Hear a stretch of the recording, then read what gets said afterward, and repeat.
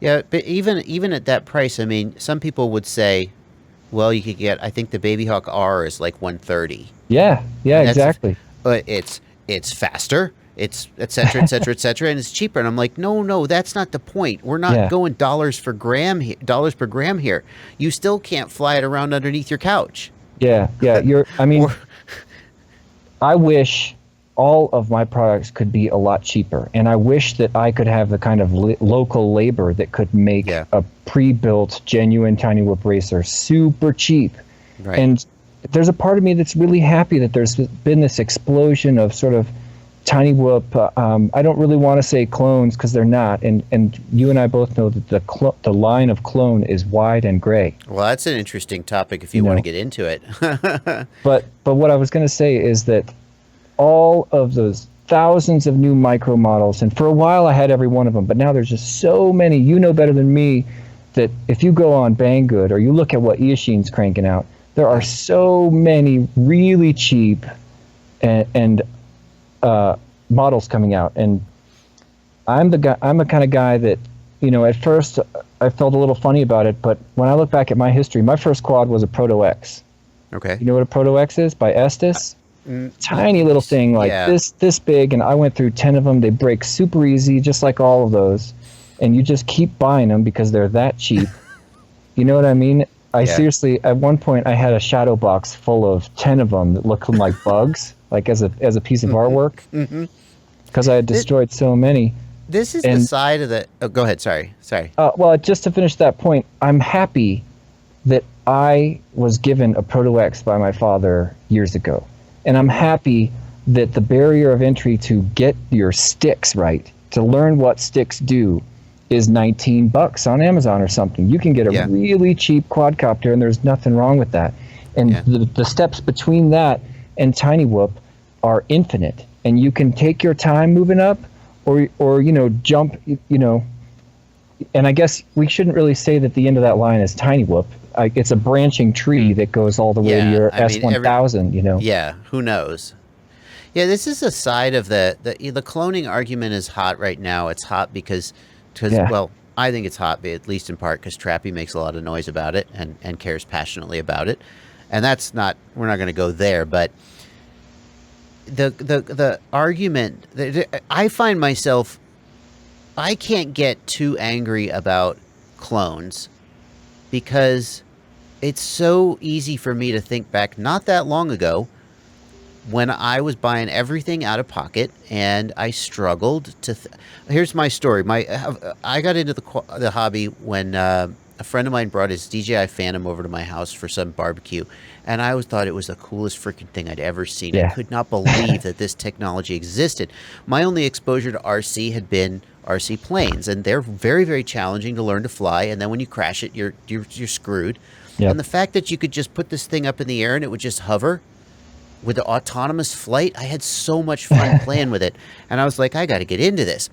And I looked for transmitters, and the nearest thing I could find was like a Futaba for $600. And I said, I can't spend $600 on a transmitter. I just can't do it. There's no way. And then I found the 9X Turnigy 9X for $60. That was my And I was first like, transmitter too.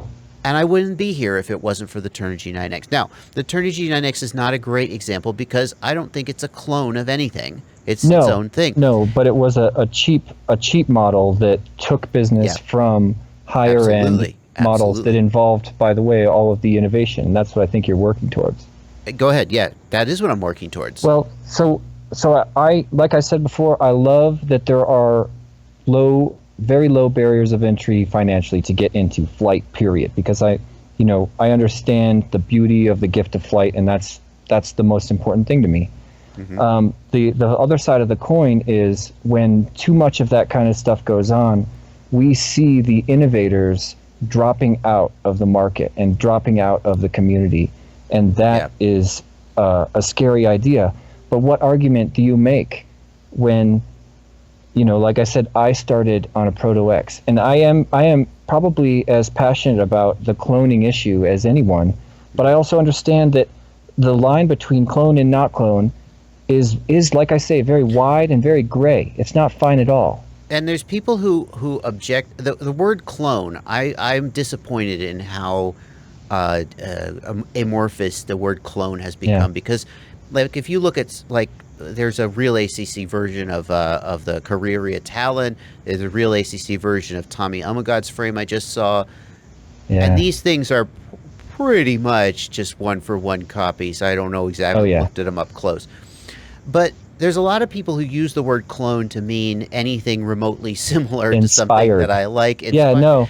And And everybody is inspired, and everything I've ever done is inspired. Everything that, my teammate Zach invented, the Shrike, the Brap, and the Steez, those are mhm, inspired, even though they have all been completely cloned. And yeah, you can look at the important improvements, the innovations that came into the first Shrike, changed a lot, but they were inspired, yeah. if not by something similar, by something opposite.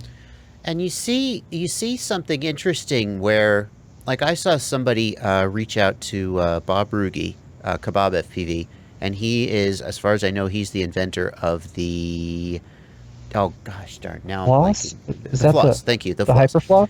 Yeah, the hyperfloss. And somebody else posted on Facebook and said, "Hey Bob, here's my take on your frame. I've made a frame. It's very similar to his. I remember And this. I don't even know if he was selling it. He might have been selling it. He might not. But nobody said, 'Oh, cloner,' because it's like, hey, we're just hanging out. Nobody sees that as a threat. Um, but when Yeah, it happens, when when it it happens, destroys your market and your livelihood, people start to bark real loud. You it know, does. It does. And I don't know. I really don't. I mean, I wish we'll come up with the answer right here, just you and me. let's do it. I don't know I don't know where the line is there, because especially now that I've gotten more into the industry, right? I get to know guys like you or Trappy or Andy Shen, and I Yeah, feel I want you guys to succeed. You deserve to exactly. succeed. You're doing Well, great things, I feel the but at same this, thing because, like I say, I've also got all these contacts that have come to me in the last 2 years and become important friends to me, and I see they are geniuses. I see yeah, they're doing genius innovations and all of our lives are better because of it. absolutely. But yeah, they wouldn't have been able to do that if they couldn't have created some kind of market with their innovation. Yeah. And there's also a I feel like I feel like there's probably a little bit of a well, I don't want to I feel like there's also a little bit of a racial component to it, and I hesitated there because this now we're going to go off down this sort of trail. That's a very sensitive topic, especially in Yeah. today's political environment. But a lot of time I meet guys, not in person but over the internet, who are they're Chinese guys or whatever, and some of them they're just as passionate about the hobby, and they're doing just as much innovation, and I think there's a tendency, especially a kind of a lazy thinking, that if it comes out of China or comes out of Asia, it must be just copying and not innovative. And there is Yeah. a lot of that. There is a I lot of mean, that. I there's a mean, lot of people that call some micro builds the Chinese whoop. yeah, That's not appropriate. I mean, yeah, I've said it myself, but to use the word Chinese to yeah, mean cheap, inferior, I've been to China. That's not yeah. the case. There are tons of awesome individuals doing plenty of innovations there. But Absolutely, there are also absolutely, companies that do nothing but watch the market and absolutely. find a way to knock off the latest trend and do it for 10 times cheaper. They do, and you can't get around that. I mean, I feel like it's a little bit, just the tiniest bit hypocritical for someone who manufactures in China to then go, "Hey guys, come on, guys, cloning, stop Yeah. it, stop with the buying the clones." I'm like, well, I'm sure there's tons of American or European manufacturers who would love your business, but you're not giving it to them for the same reason that these customers are not buying your product. It's cheaper to manufacture there. It's cheaper to buy clones. And that's a big muddled issue, but Yeah. on some level, I kind of go, yeah. You I know, think here's what I think. Oh, go ahead. no. I was just going to say, look at the blackout or the QAV. Yeah, So many people flew a billion different clones of that, and it was like you go to a race and there's all these H frames that look the same, and every yeah. single one of them is a tiny bit different. Hmm. I didn't mean to cut you off. No, I cut you off, I'm sure, all the time. Here's what I think the answer is, though. And I sincerely believe this. I hope that the answer is education. I've always felt that given the choice between giving people the information they need to do the right thing and making them do the right thing, I always will come down on the side of the former. So I say, when people say, "Hey, should I buy this clone?" I say, I'm not going to judge you for doing what you want with your money, because I think that just turns people off and drives them away.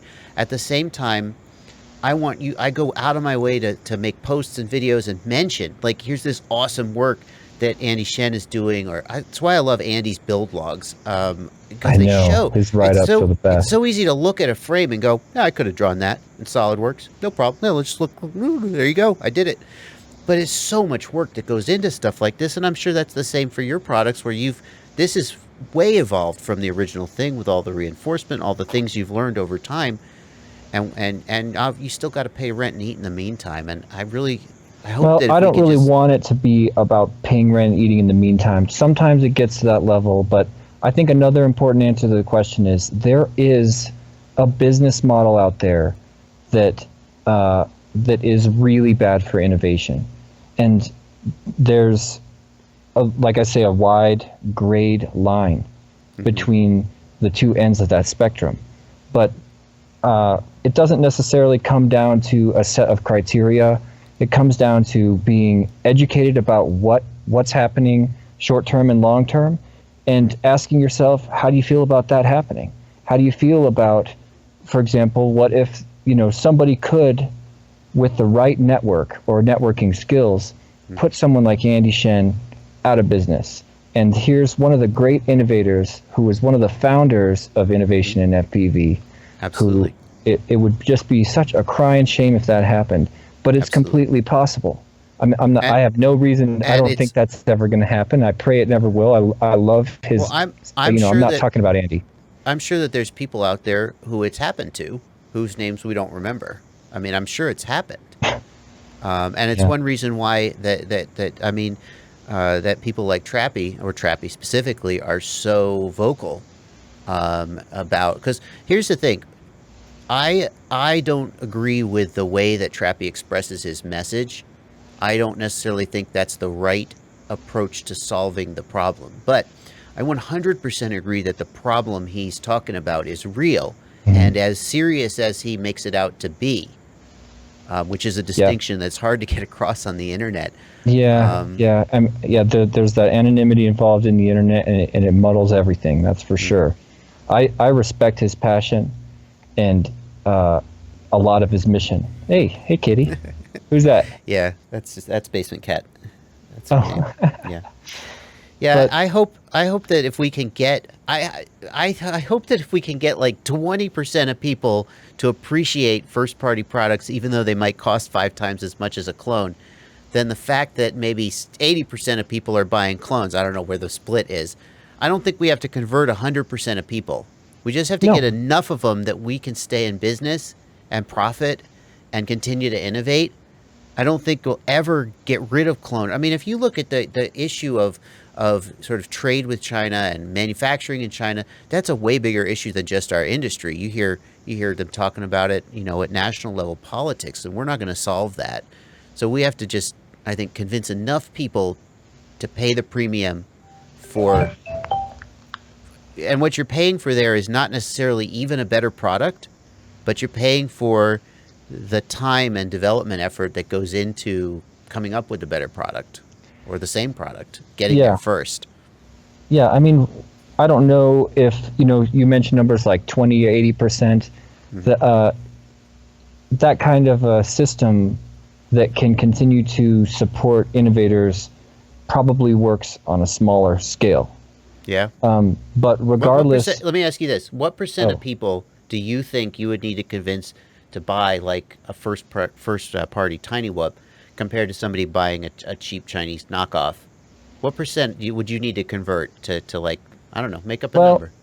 I mean, it doesn't really matter, because a lot of the people that are buying the cheaper stuff graduate, and the release of the Inductrix FPV has been a huge support to Tiny Whoop and the Tiny Whoop movement. I'm not just talking about tinywhoop.com, but this movement towards micro quads has been supported in a huge way by all these cheaper quads that come out.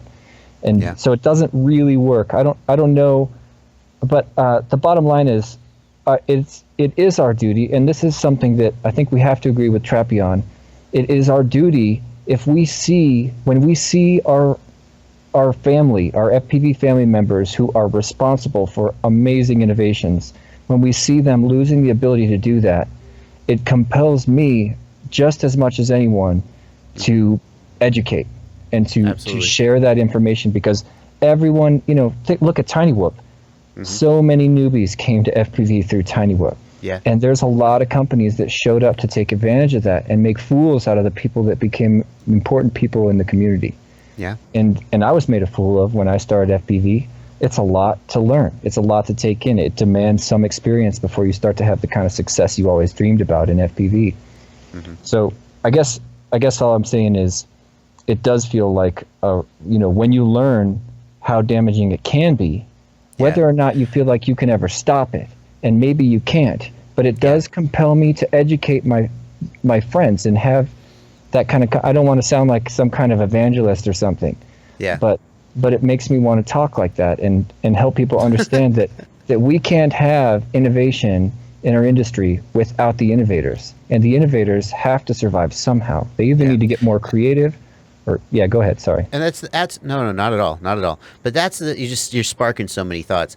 That's the distinction I think we need to make, is that we need to identify who's an innovator, who is innovating, and who is not, and whatever nationality that person is, or whatever company they work for, and innovation isn't necessarily coming out with some ground-changing design, and as you say, it's very gray. The line between, I mean, if we were to look at some of those real ACC frames, they're probably not parts compatible with the frames that they're cloning. They're not direct copies, but the things like the Korea, the way that Korea came up with the metal pieces to hold the Talon together, again, you could look at it and go, yeah, it looks just a bent piece of metal, but so much work goes into getting something like that exactly right, and then getting it manufactured, and identifying that innovation, and then rewarding to people. And it doesn't mean that, I firmly believe it doesn't mean that we're going to piss all over people who buy clones. That just makes us versus them. It doesn't bring us together.